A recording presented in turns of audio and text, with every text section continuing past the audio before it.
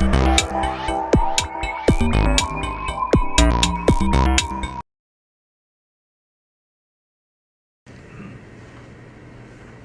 안녕하십니까.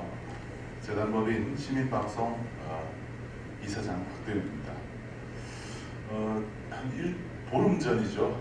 9월 1일에 바로 이 자리에서 외신 기자회견을 했었습니다. 그때 오셨던 분들에게도 오셨는데, 그때 저희가 외신들 상대로 기자회견을 했던 이유는 바로 표현의 자유 문제였습니다. 경찰이 당시 그날 아침에 더 탐사, 예전에 열린공감TV라는 매체에 이름이 바뀌었습니다. 더 탐사라는 매체의 대표 자택을 강진구 기자와 최영민 PD 집을 압수수색을 했었습니다.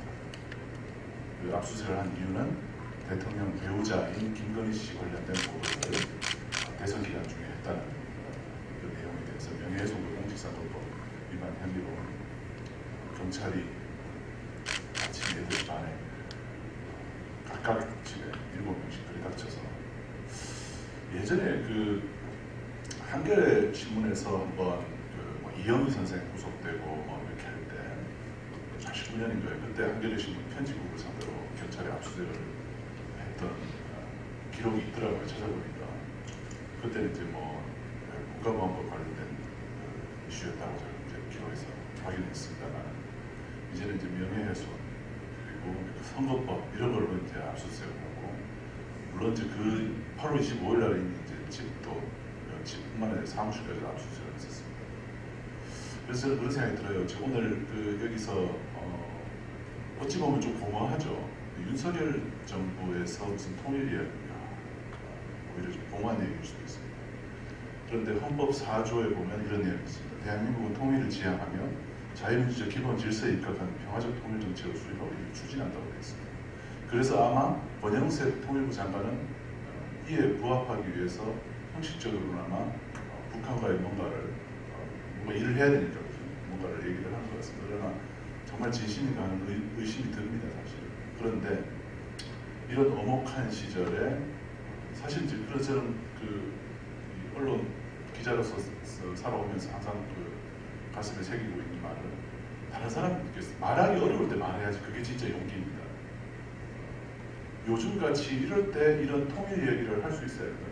문재인 정부 5년 내내 이런 얘기를 제가 이제 화문에서 못 들었을 수도 있습니다만, 이런 얘기를 우리가 공개적으로 오히려 좀 믿었던 것 같아요. 자연스럽게 될 거라고 생각하고 적폐청산하면서 이명박 박근혜 때 10년 동안 잘못했던 것들 바로잡기 위해서 뭔가를 정부에서 당연히 할 거라고 믿고 있었는데 5년 내내 기다려도 이게 잘 안 됐잖아요. 조금 전에 통일뉴스 국장님하고 얘기를 해보니까 그 부분 공감을 하시고 얘기를 하셨는데, 5년 내내 제대로 안 됐는데 이제 윤석열 정부 때 이런 얘기하면 뭐가 되겠냐 싶지만 이럴 때 해야 된다고 생각합니다. 이럴 때부터 해가지고 자꾸 얘기를 해서 이런 문제가 자꾸 폭로가 돼야 되죠. 왜 그러냐면, 자, 지금부터는 개국 20년을 맞은 RTV 이사장으로서 좀 말씀드리겠습니다.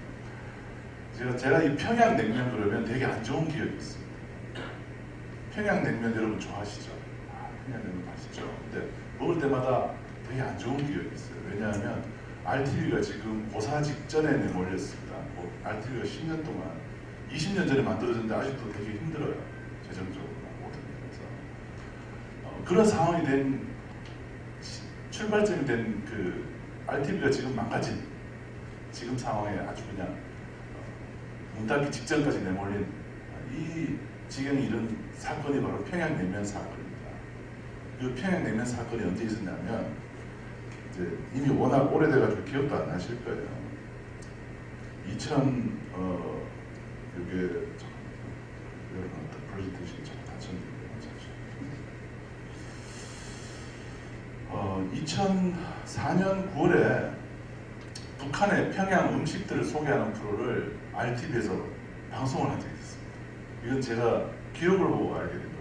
제가 이제 여기 이사를 맡게 된 건 2015년 무렵이니까 그 이전에 있었던 일이기 때문에 제가 이제 기록을 보고 알게 됐는데, 이 회사가 왜 이렇게 어려졌어요? 물어봤더니 평양냉면 때문이라는 거예요. 그래서 왜 그렇습니까? 물었더니 2005년, 2004년 무렵에 평양의 음식, 맛있는 음식, 옥류관 뭐 이런 거 있죠. 옥류관 냉면, 강고기, 청류관 신선로, 우리 저 통일 TV에서 진천기 대표님도 그런 거 자주 소개하시고 하셨는데, 조개구이, 전골, 찌짐, 불고기, 매기탕, 민족식당, 고향 음식, 이런 음식 소개하는 프로를 9월 한 달 동안, 2004년 9월 한 달 동안 매주 방송을 했었어요. RTV에서.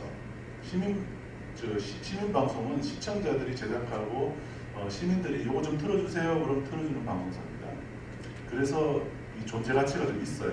기성 언론들하고 좀 이렇게 시장 자본주의적인 논리보다는 시민들의 어떤 퍼블릭 액세스권이라고 해서 미디어에 쉽게 접근할 수 있도록 문턱을 크게 낮춘 방송사입니다. 그래서 누구나 좀 틀어주십시오 하면 틀어줄 수 있는 그런 방송사예요.